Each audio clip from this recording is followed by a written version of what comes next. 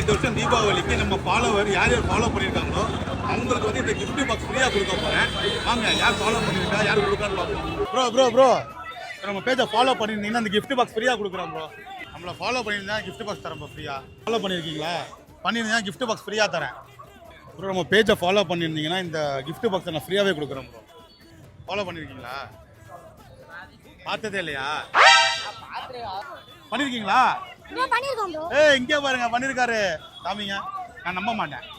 பண்ணியிருக்காரு ப்ரோ, காமிங்க. ஃபாலோ பண்ணியிருக்காரு ப்ரோ. Happy Deepavali bro.